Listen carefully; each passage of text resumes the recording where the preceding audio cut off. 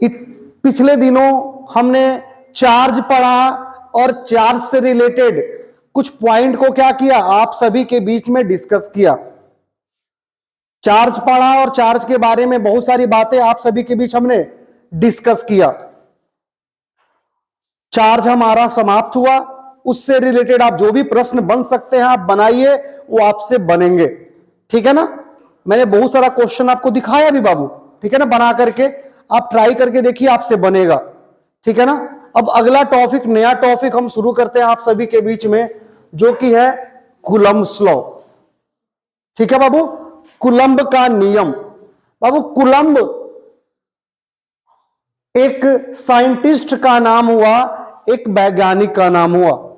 उन्होंने जो नियम दिया, किसके करस्पॉन्डिंग, किसके अबाउट, उन्होंने चार्ज से रिलेटेड, यानी दो चार्ज के बीच में लगने वाले फोर्स से रिलेटेड, लगने वाले बल से रिलेटेड उन्होंने एक नियम दिया, जिस नियम को हम कूलम्ब का नियम कहते हैं। उसे ही हम पढ़ने वाले हैं कि कूलम्ब्स का नियम हम किसे कहते हैं। तो कूलम्ब बाबू एक साइंटिस्ट का नाम है और उनके द्वारा जो नियम दिया गया उसे हम कूलम्ब का नियम कहेंगे। ये कूलम्ब का नियम क्या है और इसकी आवश्यकता क्यों पड़ी? तो बाबू आप सभी जानते हैं कि अगर दो चार्ज हैं और दोनों अगर समान प्रकृति के हैं तो क्या होगा, वे एक दूसरे को रिपेल करेंगे, एक दूसरे को विकर्षित करेंगे। बात सही है? प्लस प्लस को क्या करेगा, रिपेल करेगा, यानी विकर्षित करेगा। बोर्ड पे सब लोग देखिए। और माइनस माइनस को क्या करेगा, रिपेल करेगा, विकर्षित करेगा। और प्लस माइनस को क्या करेगा, अट्रैक्ट करेगा, अर्थात आकर्षित करेगा। कोई इसमें शक वाली बात नहीं है। मान लीजिए ये दो प्लस हैं, इनमें एक पर चार्ज का मान Q1 है और दूसरे पर चार्ज का मान Q2 है, और ये दोनों माइनस है, इस पर Q1 है, इस पर Q2। ये प्लस माइनस है, एक पर Q1 है, दूसरे पर Q2 आवेश है। तो बाबू हमको मालूम है सिमिलर नेचर के चार्ज हमेशा एक दूसरे को रिपेल करते हैं, जबकि डिसिमिलर नेचर के चार्ज हमेशा एक दूसरे को अट्रैक्ट करते हैं अगर इन आवेश का आकार छोटा होता है। क्या होता है बाबू, छोटा होता है। अब इसमें कहिएगा सर ये आवेश का आकार छोटा क्यों बोल दिए? तो दो तरह से बाबू आवेशित कण हो सकते हैं, दो तरह से आवेशित वस्तु हो सकते हैं, दो तरह से आवेशित पिंड हो सकते हैं, एक बहुत छोटे आकार के, एक बहुत बड़े आकार के, या कहिए कि बहुत छोटे आकार के और उससे बड़े आकार के। एक होगा छोटा, बहुत ही छोटा, माने इतना छोटा कि वो पॉइंट के आकार का हो, और एक होगा जो उससे क्या होगा, बड़ा होगा, ठीक है ना। तो बाबू जब ये आवेश जो होते हैं बहुत ही छोटे आकार के होते हैं, तो उस स्थिति में समान प्रकृति के आवेश, सिमिलर नेचर के चार्ज हमेशा एक दूसरे को रिपेल करते हैं। क्या करते हैं, हमेशा एक दूसरे को रिपेल करेंगे, हमेशा एक दूसरे को विकर्षित करेंगे। यानी ये है, इस पर प्लस है और इस पर प्लस है, तो इनके बीच होगा तो हमेशा रिपल्सन होगा, हमेशा विकर्षण होगा, आकर्षण नहीं होगा, हमेशा, ठीक है। और ये भी पॉइंट है, ये भी पॉइंट, एक प्लस है और एक माइनस है, और ये चूंकि पॉइंट आकार के बहुत छोटे हैं तो इनके बीच क्या होगा, हमेशा आकर्षण होगा। तो आकर्षण और विकर्षण का मतलब क्या है? यहां विकर्षण होगा तो दोनों एक दूसरे को धक्का देंगे, एक दूसरे से दूर जाना चाहेंगे, और आकर्षण होने का मतलब क्या है, दोनों एक दूसरे के पास आना चाहेंगे। कोई दिक्कत? तो जब ये विकर्षण इनके बीच होगा और इनके बीच आकर्षण होगा, तो इनके बीच विकर्षण और इनके बीच आकर्षण तभी ना होगा जब इनके बीच कोई ना कोई बल लग रहा होगा, जिसके वजह से ना ये चाह रहे हैं एक दूसरे से दूर जाना। ये इसको धक्का दे रहा होगा, रिपेल कर रहा होगा, और यह इसको धक्का दे रहा होगा, रिपेल कर रहा होगा। इनके बीच आकर्षण और विकर्षण तभी ना हो सकता है जब इनके बीच कोई ना कोई बल काम करता होगा, फोर्स लगता होगा, बल लगता होगा। बोलिए बाबू। बल लगने बिना तो कुछ नहीं हो सकता। तो यहां पे बल इनके बीच में लग रहा होगा और इनके बीच में बल लग रहा होगा। चूंकि दोनों प्लस है तो ये प्लस इसको इधर धक्का दे रहा होगा, यह प्लस इसको इधर धक्का दे रहा होगा। ये दोनों माइनस है तो ये इधर धक्का दे रहा होगा, ये माइनस इसको, और ये माइनस इसको इधर धक्का दे रहा होगा, रिपेल कर रहा होगा। चूंकि एक प्लस एक माइनस है तो इनके बीच क्या होगा, अट्रैक्शन होगा, आकर्षण होगा। आकर्षण में क्या होता है, ये प्लस इस माइनस को क्या करेगा, अपनी ओर खींचेगा, तो ये माइनस इस प्लस को क्या करेगा, अपनी ओर खींचेगा। कोई दिक्कत? यह धक्का देगा तो यह भी धक्का देगा, यह धक्का देगा इधर तो यह धक्का देगा इधर। न्यूटन के गति का तृतीय नियम, Newton third law of motion यही तो कहता है ना कि अगर आप किसी पिंड के ऊपर, किसी ऑब्जेक्ट के ऊपर फोर्स लगाते हैं तो वह भी आपके ऊपर फोर्स लगाता है। परिमाण दोनों का बराबर होता है, यानी आप जितना लगाते हैं उतना ही वह भी लगाता है, लेकिन दिशा क्या होता है, उल्टा होता है। आप लगाएंगे उधर की तरफ तो वो लगाएगा इधर की तरफ, आप लगाएंगे इधर तो वो लगाएगा इधर, अपोजिट डायरेक्शन में। तो चूंकि ये फोर्स लगा रहा है इसके ऊपर तो यह इसको इधर धक्का दे रहा है, तो यह क्या करेगा, इसको धक्का देगा, लेकिन किधर, ये इधर तो इसके उल्टा में। समझ में आ रहा है? यह धक्का दे रहा है बाबू इसको इधर की तरफ तो ये धक्का देगा इधर, और ये चूंकि प्लस एक माइनस है तो यह क्या करेगा, इसको अपनी ओर खींचेगा। आकर्षण हो रहा है तो यह क्या करेगा, अपनी ओर खींचेगा ना। तो जब ये खींच रहा है, देखिए ये इधर खींचा है, ये किधर, दोनों क्या एक दूसरे के विपरीत है ना, ठीक है ना। अब बल का मान क्या होगा, अगर ये इसको अपनी ओर खींच रहा है 10 न्यूटन का बल लगा करके, तो यह इसको अपनी ओर खींचेगा कितना न्यूटन का बल लगा के, 10 न्यूटन का, ठीक है ना। यह धक्का दिया इसको 5 न्यूटन से, यह धक्का देगा इसको। मतलब दो आवेशों के बीच विकर्षण और आकर्षण हो रहा है। इसका मतलब है ये तभी हो रहा है जब इनके बीच में कोई ना कोई बल लग रहा होगा। क्या बाबू? तो आखिर जो कोई ना कोई बल लग रहा होगा जिसके वजह से आकर्षण और विकर्षण हो रहा है, तो बताइए आखिर वो बल का मान कितना होगा, कितना परिमाण का बल लग रहा होगा, कितने मैग्नीट्यूड का फोर्स लग रहा होगा। इनके बीच तो फोर्स लग रहा होगा, लेकिन पूछेगा कोई कितना, 2 न्यूटन, 5 न्यूटन, 10 न्यूटन, 15 न्यूटन, कितना। तो दो चार्ज पार्टिकल के बीच में चाहे वो आकर्षण प्रकृति का बल लगे चाहे वो विकर्षण प्रकृति का बल लगे, जो बल लगता है उसको निकालने के लिए कूलम्ब साहब ने क्या किया, एक नियम दिया। समझे कि आखिर दो बिंदु आवेश के बीच में कितना बल लगता है, उसको कैसे प्राप्त करें, उसको निकालने के लिए, उसको प्राप्त करने के लिए कूलम्ब साहब ने एक नियम दिया जिसे हम क्या कहते हैं बाबू, कूलम्ब्स लॉ कहते हैं। तो कूलम्ब के नियम के सहायता से हमें क्या प्राप्त होगा या क्या प्राप्त होता है, तो कूलम्ब के नियम के सहायता से हमें 2 पॉइंट आवेश के बीच में, 2 पॉइंट चार्ज के बीच में लगने वाले फोर्स के बारे में, फोर्स के मान के बारे में हमें क्या करता बाबू, पता चलता है। कोई दिक्कत? अब ये क्या है कूलम्ब का नियम, हम पढ़ेंगे बारी बारी से, लेकिन कूलम्ब का नियम हमें क्या बताने के लिए आया, तो कूलम्ब का नियम हमें यह बताने के लिए आया कि दो आवेशों के बीच में कितना परिमाण का बल लग रहा है, उसको कैसे प्राप्त किया जाए। तो उसको प्राप्त करने के लिए कूलम्ब साहब ने जो नियम दिया उसे ही हम क्या कहते हैं बाबू, कूलम्ब का नियम कहते हैं। ठीक है प्यारे बच्चों, मान लीजिए एक आवेश है जिस पर आवेश का मान क्या है, Q1 है, और एक आवेश है जिस पर आवेश का मान क्या है, Q2 है। ठीक है बच्चों, तो बाबू जब तक इसके बारे में कुछ नहीं कहा जा रहा तो ये Q1 को आप क्या मानेंगे, प्लस की माइनस? प्लस। जब कुछ नहीं है तो प्लस, तो ये प्लस है और वो भी क्या है बाबू, प्लस है। यह इसको क्या करेगा, धक्का देगा, यानी रिपेल करेगा। मान लीजिए यह इसको धक्का दे रहा है F से, तो बताइए ये क्या करेगा इसके साथ, यह भी धक्का देगा, रिपेल करेगा, कितना से, F से ही, किधर, इधर। क्या बच्चों कोई शक इसमें आपको? कोई भी दिक्कत होगा तो बोलिएगा जनता।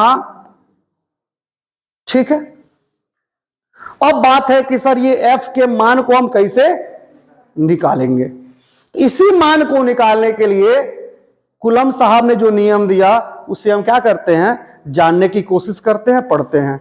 आखिर ये क्या है कूलम्ब का नियम और उसके सहायता से हम कैसे इस बल के मान को निकालेंगे, हमें वही तो जानना है। छोटू मत लिखो कुछ हो।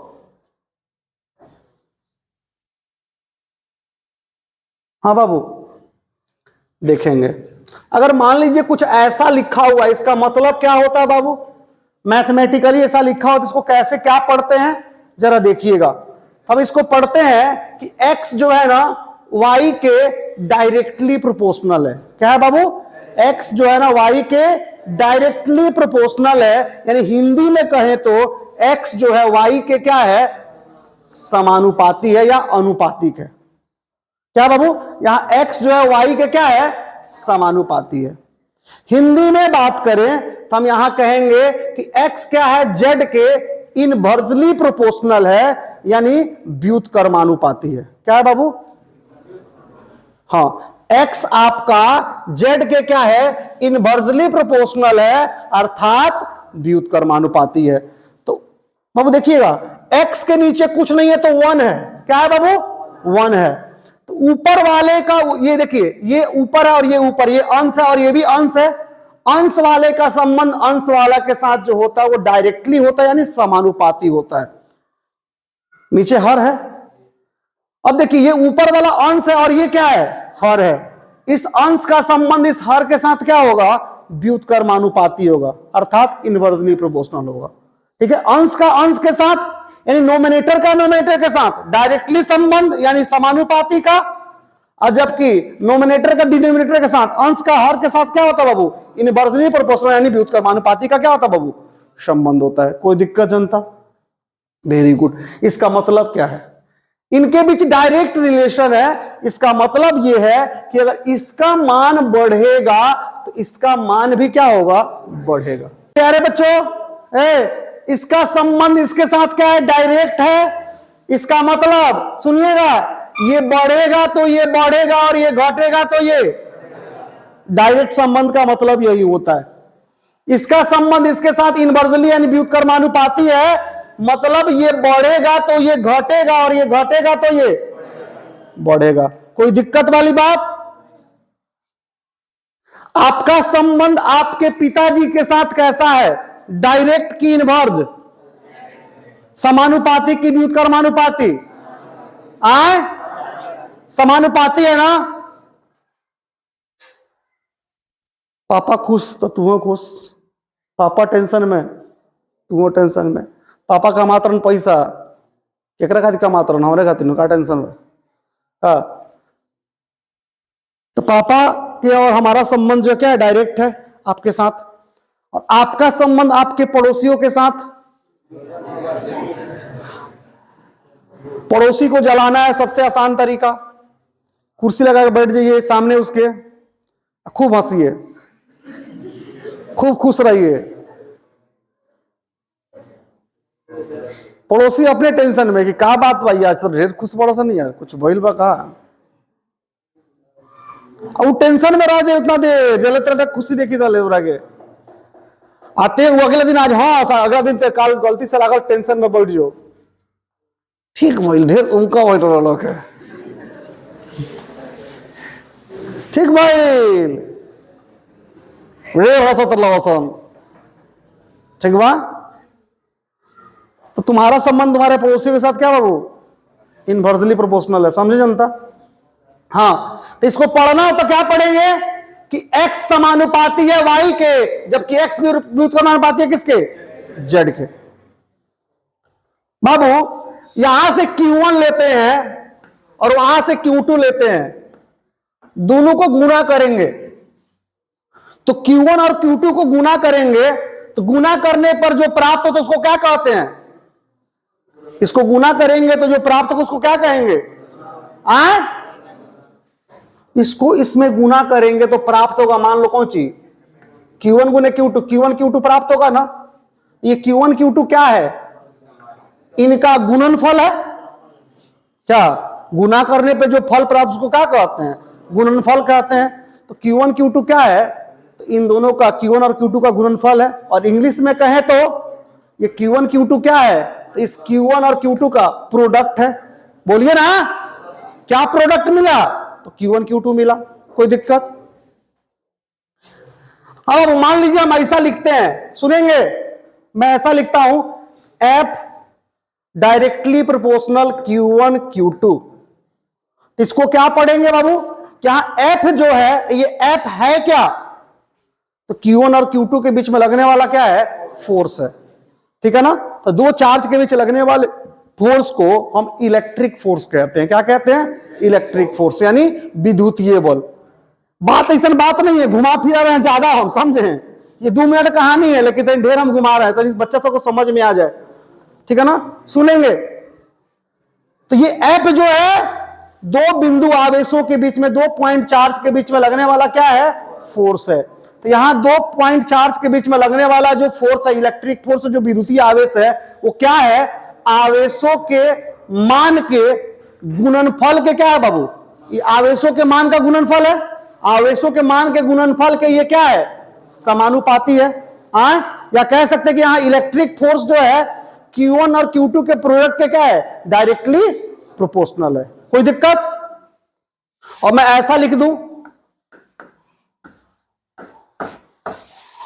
बताइए, ये अंश है और ये क्या है? हर है। हम यह क्या कहेंगे कि लगने वाला फोर्स जो है, इन दोनों चार्ज के बीच का डिस्टेंस क्या है बाबू? R है। उस R के वर्ग के, ये वर्ग है ना जी, R स्क्वायर क्या है? R का वर्ग है। तो ये फोर्स जो होता है वो दोनों चार्ज के बीच का जो डिस्टेंस है उसके वर्ग के क्या है? व्युत्क्रमानुपाती है। क्या बाबू? इंग्लिश में कहें तो इलेक्ट्रिक फोर्स जो है वो 2 पॉइंट चार्ज के बीच के डिस्टेंस का स्क्वायर का क्या बाबू? इनवर्सली प्रोपोर्शनल है। बाबू बहुत समझाओ नहीं, जब हम पूछम तो फिर मार लगा हम तरीके बड़ी मार बताओ तो तरीके, ध्यान रखो सन, हल्का मत लो। जो भी पढ़ाए हैं पीछे वो ध्यान रखना, वो भी पूछते हैं तुमसे कॉलम, फिर पिटाएगा तो मत कहना। अभी बहुत समझ में तुमको आ रहा होगा आसान से, क्योंकि हम एक बात को 10 बार बोल रहे हैं, और यही थोड़ा सा इधर उधर करेंगे, दिमाग से खटकेगा, और जब दिमाग से खटकेगा तो वही क्या होगा? कल हार्ड लगने लगेगा, तुमको समझ में फिजिक्स नहीं आएगा। अभी समझ में आ रहा होगा, और ऐसा मत करना तुम लोग की समझ में ना आए, और बहुत जल्द ऐसा होने वाला है। क्योंकि बाबू शुरू में बच्चा के लिए, आप बच्चा है हमारे लिए अभी 12th में, धीरे धीरे हाथ पकड़ के चला रहे हैं। गलती से हाथ छूटा अगर गबड़ाए हैं तो फिर 12th चला गया आपके हाथ से, नहीं पकड़ पाइएगा। प्यार से देखिए सब लोग। तो बाबू यहां पर क्या है कि इलेक्ट्रिक फोर्स चार्ज के गुणनफल के डायरेक्टली प्रोपोर्शनल यानी समानुपाती है, जबकि यहां पर क्या है? व्युत्क्रमानुपाती है। अगर मान लीजिए हम इसको पढ़ने के लिए आपको कह दे, ऐसा लिख के बोले कि बाबू पढ़ो तो इसका लिखल है, तो पढ़ सकते हैं ना कि 2 चार्ज पार्टिकल के बीच में लगने वाला जो इलेक्ट्रिक फोर्स है वो चार्ज के मान के गुणनफल के क्या है? समानुपाती है, जबकि उनके बीच की दूरी के वर्ग के क्या है? व्युत्क्रमानुपाती है। एक बार समानुपाती, दूसरे बार व्युत्क्रमानुपाती। इंग्लिश में बोले तो इलेक्ट्रिक फोर्स जो होता है वो क्या होता है बाबू? 2 चार्ज के प्रोडक्ट के डायरेक्टली प्रोपोर्शनल, जबकि उनके बीच के डिस्टेंस के वर्ग के क्या होता है बाबू? इनवर्सली प्रोपोर्शनल होता है। कोई दिक्कत? और यही बाबू क्या है आपका? Coulomb's law. क्या है? यही है कूलॉम का नियम, बात खत्म। ठीक है ना? अब हम चलते हैं क्या लिखल है, अब उस पर चलते हैं, हम उल्टा चलते हैं, समझे? मेरा शुरू से यही नियत है, नीति है कि पहले हम चलेंगे सीधा ना, पहले चलेंगे हम उल्टा। अब चलिए डिफिनीशन पे। अब बताइए डिफिनीशन में क्या लिखल है, सुनेंगे। According to Coulomb's law, the force acting between 2 point charge is directly proportional to product of magnitude of 2 charge. क्या होगा बाबू यहां पे? 2 चार्ज। ठीक है ना? And inversely proportional to a square of separation between them. मतलब इसको अगर हम मैथमेटिकली लिखें तो क्या लिखेंगे? दैट इज, क्या बोला है? According to Coulomb's law, the force acting between 2 point charge, यानी 2 पॉइंट चार्ज के बीच में जो फोर्स लगता है वो F है, वो डायरेक्टली प्रोपोर्शनल होगा। डायरेक्टली प्रोपोर्शनल होगा किसके? Product of magnitude of 2 charge, जो 2 चार्ज हैं उनके मैग्नीट्यूड के प्रोडक्ट के। ये चार्ज का वैल्यू कितना? मैग्नीट्यूड का मतलब क्या होता है? वैल्यू। इसका वैल्यू कितना है? Q1। इसका वैल्यू क्या है? Q2। इनका प्रोडक्ट मतलब Q1 Q2 के क्या होगा? वो डायरेक्टली प्रोपोर्शनल होगा। बात खत्म नहीं होता, उसके बाद आगे क्या बात है? And inversely proportional to square of separation between them, और उनके बीच का जो सेपरेशन है, बीच का जो दूरी है, उसके स्क्वायर का क्या होता है? Inversely proportional. Square R square के इनवर्सली प्रोपोर्शनल। तो ये ऊपर जाएगा कि नीचे? नीचे। और यही क्या है बाबू आपका कूलम का नियम समझ में आ रहा ना। हिंदी वाला सुन लीजिए। कूलम के नियम के अनुसार दो बिंदु आवेशों के बीच लगने वाला विद्युतीय बल, कूलम के नियम के अनुसार, कूलम का नियम क्या बताता है? दो बिंदु आवेशों के बीच लगने वाले बल को बताता है, विद्युतीय बल को। लगने वाला विद्युतीय बल दोनों आवेशों के परिमाण यानी दोनों आवेशों के मान, परिमाण यानी मान के गुणनफल के अनुपातिक या समानुपाती भी कह सकते हैं। तो दोनों आवेशों के परिमाण के गुणनफल के क्या है? अनुपातिक या समानुपाती है। तथा उन दोनों आवेशों के बीच की दूरी के वर्ग के क्या बाबू? व्युत्क्रमानुपाती है। देखिए तो बात सही है। तो ये डिफिनेशन आपको याद हो जाएगा, ठीक है ना। या आप इसको भी याद रख लेंगे ना मन में कि एफ जो होता है Q1 Q2 के डायरेक्टली प्रोपोर्शनल और RS प्रोपोर्शनल। अगर ये याद कर लिए तो इसको याद करने की जरूरत नहीं है। आप यहीं से डिफिनेशन लिख सकते हैं। ये क्या है? इलेक्ट्रिक फोर्स है, विद्युतीय बल है। तो क्या लिखेंगे? According to Coulomb's law the electric force acting between 2 point charge is directly proportional to product of magnitude of 2 charges and is reversely proportional to square of substance between them.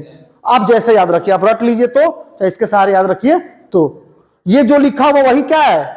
ये लिखा हुआ, ये मैथ का रूप है और ये क्या है? आपका फिजिक्स का रूप है। समझ में आ रहा ना? ये फिजिक्स के रूप में लिखा हुआ, फिजिक्स के लैंग्वेज में लिखा हुआ डिफिनेशन, जब ये डिफिनेशन किसके रूप में है? मैथ के रूप में है। तो आप मैथ पसंद करते हैं तो आप देखिए ऐसे याद कर लेंगे तो आपको पता चल जाएगा डिफिनेशन। नहीं तो ये रट्टा मारिएगा, कितनों मारिएगा, भुला जाएगा 2 दिन 4 दिन पे। समझ में आ रहा ना? तो मैं इतना समझाने की कोशिश किया हूं कि चाहे आप ये समझिए चाहे ये समझिए, दोनों क्या बाबू? एक ही है। आगे मैं चलूं? बोलो ना। हाँ तो सुनो, तुम क्या करोगे अभी? लिखे नहीं हो ना इसको तुम ना? नहीं लिखे हो तो लिखना तो पड़ेगा, ठीक है बुआ? हाँ बाबू सुन लीजिए इसके पहले। तो इतना बताने का वो मकसद यही था कि एफ जो होता है वो Q1 Q2 के डायरेक्टली प्रोपोर्शनल, सुनेंगे रुक जाइए, और R स्क्वायर के इनवर्सली प्रोपोर्शनल होता है। दोनों को अगर अलग अलग मैंने लिखे हैं, अब एक साथ लिख सकते हैं Q1 Q2 by R square. हाँ कोई दिक्कत? सुनिएगा, रुक जाइए, अभी बर्दाश्त कीजिएगा। क्या बर्दाश्त कीजिएगा? और भी बात बताने वाले हैं हम आपको। अब इसको अगर थोड़ा सा हम कहीं भी समानुपाती के चिन्ह को हटाए करके बराबर लगाना हम चाहें तो, समानुपाती का चिन्ह है और समानुपाती के चिन्ह को हटा करके अगर हम बराबर का चिन्ह लगाना चाहें तो क्या होता है पता आपको? एक कांस्टेंट आता है, एक नियतांक आता है। समझे? अगर इसको हटा के बराबर का चिन्ह लगाएंगे तो एक कांस्टेंट आता है, हम यहां कांस्टेंट के ले रहे हैं, समझे? और ये Q1 और ये Q2 और बट्टा R स्क्वायर, यानी आपको यहां से एक फॉर्मूला मिल गया F बराबर K into Q1 into Q2 बट्टा R स्क्वायर। अभी सुनिएगा, ठीक है? अगर मैं लिखूं हेयर यानी यहां, क्या लिखूं? मतलब अभी ये लिखने का मतलब क्या है? हेयर मतलब यहां का मतलब क्या है कि इसमें अब जो चीज दिख रहा है उसके बारे में लिखना, उसके बारे में वो कौन कौन है, क्या क्या है, मतलब वो कौन क्या क्या चीजें हैं उसके बारे में बताना। तो वो एफ क्या है? यहां पर इलेक्ट्रिक फोर्स है। कोई दिक्कत आपको? ठीक है। यहां के क्या है? कांस्टेंट है। इंग्लिश में इस के को बोलेंगे बाबू, पर ये गबड़ाता ही, समझ लो इन्होंने, मारकारवा भागत है इन्होंने। इसको इंग्लिश में कहते हैं प्रोपोर्शनलिटी कांस्टेंट। क्या कहते हैं? Proportionality constant. इसके बाद मैं लिखूंगा, ऐसा नहीं है, आप लोग सुन के लिख सकते हैं, ठीक है? और इसका हिंदी क्या होता है प्रोपोर्शनलिटी कांस्टेंट का? अनुपातिक नियतांक। क्या बाबू? अनुपातिक का साइन हटाने पर जब क्या बाबू बराबर लगाते हैं तो क्या होता है? कांस्टेंट। उसको क्या कहते हैं? अनुपातिक नियतांक कहते हैं। कोई दिक्कत? अब इस के का मान जो होता है वह 1/4 पाई एप्सिलॉन के मान के बराबर होता है। किस के का मान? जो ये अनुपातिक नियतांक है, इस के का मान 1/4 पाई एप्सिलॉन यानी 1/4 पाई एप्सिलॉन के मान के बराबर होता है। जिसमें अब देखिएगा धीरे धीरे फिजिक्स अब अपना औकात पे आएगा। अब आप सोच रहे हैं खाली वो दो चार को डिफिनेशन याद कर लिए तो हो गया, नहीं, धीरे धीरे फिजिक्स को हम लोग लेके चल रहे हैं। इसमें कुछ नहीं है बाबू, धीरे धीरे धीरे धीरे धीरे धीरे हम लोग चलेंगे, सब कुछ ठीक हो जाएगा। मजाक मत बनाइएगा, जितना पढ़ाया जाएगा घर पे जाके पढ़िए। एक ही आसान तरीका है आपका, कोई भी दिक्कत नहीं होगा। 1/4 पाई एप्सिलॉन नॉट, 1 का तो 1 है, 4 का 4 है, पाई मतलब यहां पर 22/7, ठीक है। एप्सिलॉन नॉट जो होता है ना बाबू, इसका मान होता है एप्सिलॉन नॉट का 8.85, मैं लिखवाऊंगा आगे, ऐसा नहीं है, 10 टू द पावर -12, -12 तो मार्कर घबरा रहा है, ठीक है जनता। 8.85 × 10 टू द पावर -12, ठीक है ना, यहां रखेंगे। तो रखने के बाद इसको काटते हैं ना बाबू, रुक जाइए, तो इसका मान आता है 9 × 10 के पावर 9, 9 × 10 के पावर 9, लगभग, एग्जैक्ट नहीं, लगभग आता है 9 × 10 के पावर 9।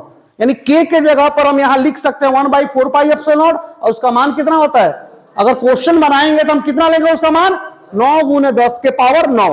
ये ऐसा ही मात्रक में मान होता है, किस मान होता है, ऐसा ही मात्रक में मान होता है। कोई दिक्कत यहां पर, k के बारे में आप जान गए।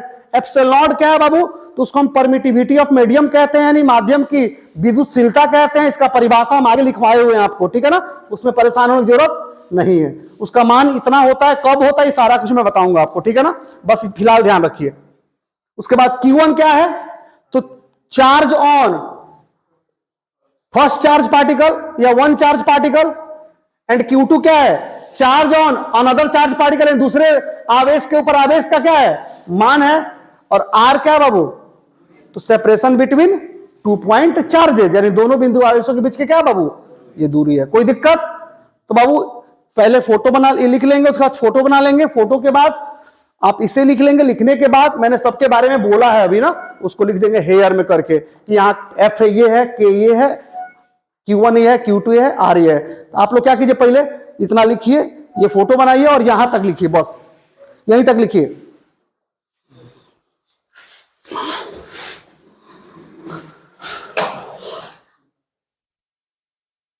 हाँ बच्चों,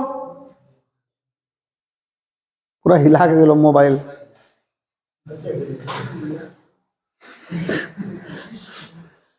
हाँ जी, देखिएगा इधर।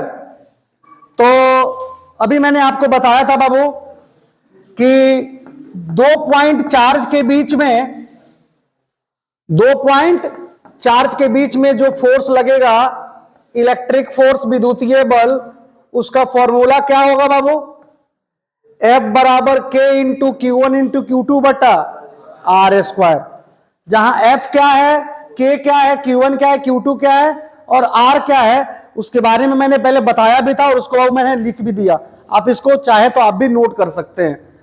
हाँ बाबू, किसी को ये हो सकता है कि सर ये आपने जो लिखा है, थोड़ा देर पहले आपने हमको बताया कि 1/4 पाई एप्सिलॉन नॉट, जब इसके वैल्यू को निकालेंगे तो ये 9 × 10 टू द पावर 9 आएगा, 9 × 10 के पावर 9 आएगा।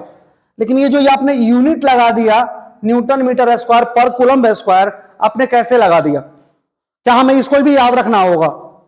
तो बाबू जब आप इसका मान याद रखेंगे 1/4 पाई एप्सिलॉन नॉट का ना, तो आप ये भी याद रखेंगे कि इसका मान होता है 9 × 10 के पावर 9 और उसका यूनिट क्या होता है, न्यूटन मीटर स्क्वायर पर कूलम्ब स्क्वायर। डायरेक्ट क्वेश्चन आपसे पूछ देता है कि बताइए 1/4 पाई एप्सिलॉन नॉट का ऐसा यूनिट क्या होगा, या डायरेक्ट आपसे क्वेश्चन पूछ देगा, ये भी पूछ देगा कि 1/4 पाई एप्सिलॉन का बताइए डायमेंशनल फार्मूला क्या होगा।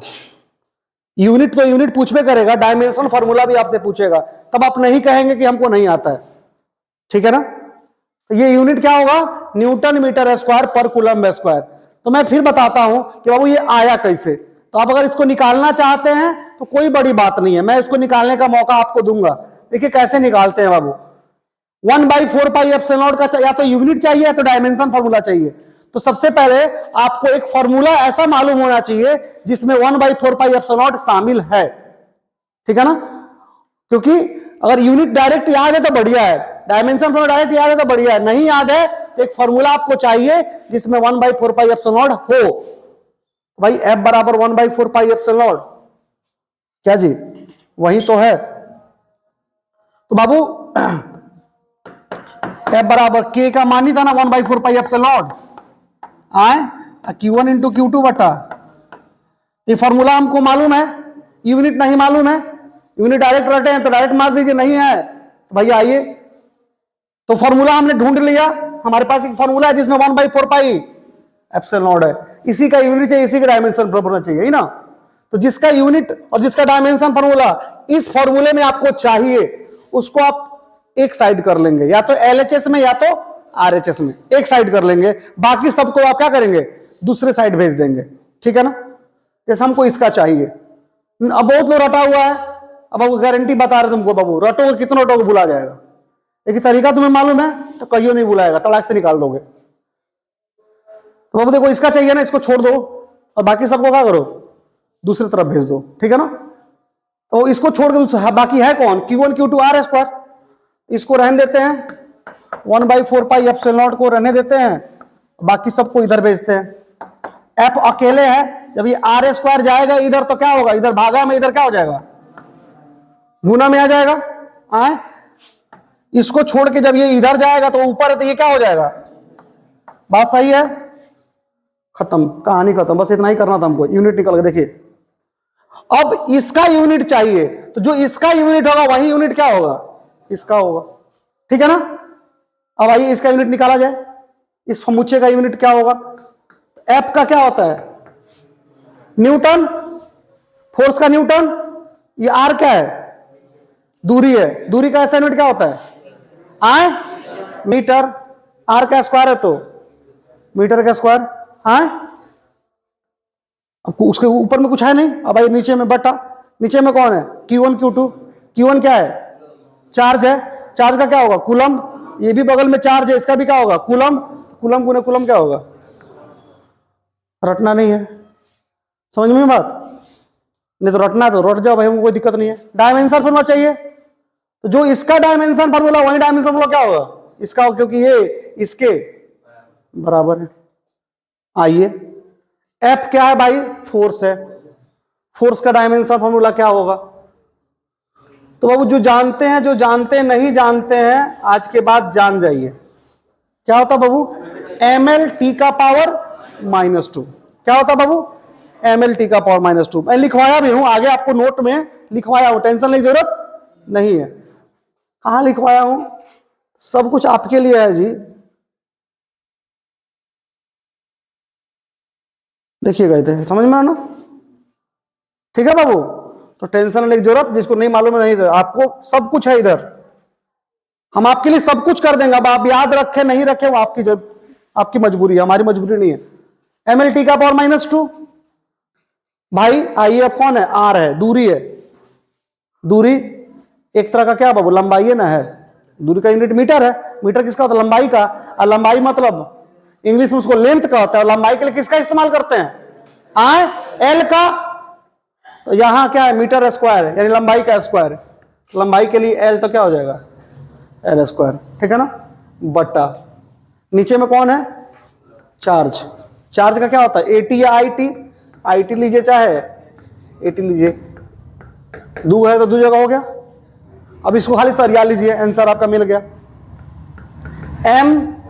L का पावर यहां पे कितना है, 1 है, और यहां L का पावर कितना है, 2 है, तो 1 देखिए यहां L और ये L दोनों गुना में है, एक जगह L का पावर 1 है, एक जगह L का पावर क्या है, 2 है, ये गुना में है ना, और जब बेस सेम होता, दोनों का बेस क्या है, L है, तो बेस सेम होता तो पावर क्या होता है, जुट जाता है, क्या होता है बाबू, जुट जाता है, तो L का पावर 1 और L का पावर 2 तो क्या हो जाएगा, L का पावर 3, ठीक है। अब देखिए T का पावर -2 यहां पर है, लेकिन नीचे में भी तो T है, नीचे में T का पावर कितना है, 1, यहां T का पावर कितना है, 1, जब ऊपर जाएगा तो क्या होगा, -1, तो ये T ऊपर जाएगा T का पावर -1, ये T जाएगा ऊपर जाएगा T का पावर -1, तो ये दोनों T यहां गुना कर लीजिए, नहीं तो T गुने T स्क्वायर, तो T स्क्वायर ऊपर जाएगा T का पावर -2, और T का पावर -2 पहले से, तो T का पावर क्या हो जाएगा, -4। आई बात समझ में, इतना करना पड़ेगा प्यारे बच्चों, इतना करना पड़ेगा, आगे चलिए, नहीं तो कहिएगा सर खाना बना के दरवाजे पे मिल जाएगा हमेशा, तो कैसे होगा जनता, थोड़ा सा दिमाग लगाना पड़ेगा ना। अब देखो आई स्क्वायर ऊपर जाएगा तो क्या होगा, आई का पावर -2, ये क्या हो जाएगा तुम्हारा, डायमेंशन फार्मूला हो जाएगा किसका, 1/4 पाई एप्सिलॉन नॉट का। आई बात समझ में, अगर तुम चाहते हो कि इस एप्सिलॉन नॉट का डायमेंशन पूरा खाली जाइए, सुनो ना, ये 1/4 पाई एप्सिलॉन नॉट का हम यूनिट निकाल दिए और डायमेंशन पूरा निकाल दिए। अब हमको चाहिए कि नहीं 1/4 पाई एप्सिलॉन नॉट का नहीं, खाली एप्सिलॉन नॉट का क्या होगा, खाली एप्सिलॉन नॉट का यूनिट क्या होगा, डायमेंशन फॉर्मूला का। कुछ नहीं करना है, क्या करना है, इसको छोड़ के बाकी सबको दूसरी तरफ भेज दीजिए, समझे। एप्सिलॉन नॉट को क्या करते हैं, सबसे बढ़िया एप्सिलॉन नॉट को यहां ला देते हैं और एफ को यहां लेके चले जाते हैं, तो हो जाएगा एप्सिलॉन नॉट बराबर 1/4 पाई एफ, ठीक है ना, इंटरचेंज कर दिए, Q1 इंटू Q2 बट्टा आर स्क्वायर। अब एप्सिलॉन नॉट का ऐसा यूनिट चाहिए, डायमेंशन फॉर्मूला कोई दिक्कत नहीं है। 1 क्या है, संख्या है, 4 क्या है, संख्या, और पाई मतलब 22 ये भी संख्या है। संख्या का बीमा सूत्र यहां नहीं होता है, ऐसा यूनिट यहां पर संख्या का नहीं होता है, संख्या गया तेल लेने, ठीक है ना। बचा क्या, Q1 Q2 नीचे में F R square, Q coulomb, इसका भी कुलम, कुलम स्क्वायर, नीचे में फोर्स न्यूटन आर स्क्वायर, यानी coulomb square per newton metre square. क्या होगा, एप्सिलॉन नॉट का ऐसा ही मात्रक। बीमा सूत्र चाहिए, कुछ दिक्कत नहीं है, इसका नहीं होगा बीमा सूत्र, ऊपर जाइए। चार्ज है तो आई टी, एक और है तो आई टी का स्क्वायर, क्या बाबू, या आई टी गुने आई टी, ठीक है। अब बट्टा नीचे में कौन है, फोर्स, MLT का पावर -2 और R का मीटर लंबाई L स्क्वायर। क्या सरिया दीजिए, अब ये ऊपर ले जाना पड़ेगा हमको, M जाएगा ऊपर तो क्या होगा, M का पावर -1, L यहां L तो क्या होगा, L का पावर 3, ऊपर जाएगा तो L का पावर -3, ठीक है बाबू। और देखिए T नीचे है, T ऊपर भी है, यहाँ T, दो को T ऊपर है प्लस में, और ये T का पावर -2 नीचे, ऊपर जाता क्या होगा, T का पावर +2 हो जाएगा, साइन बदल जाता है, तो क्या हो जाएगा, T का पावर +4, क्या बचा, उसके बाद नीचे वाला सब काम हो गया, ऊपर बचा कोची आई गुने आई, ये हो जाएगा बीमा सूत्र। इस बीमा सूत्र को देखिए, इसको देखिए, दोनों में फर्क क्या है,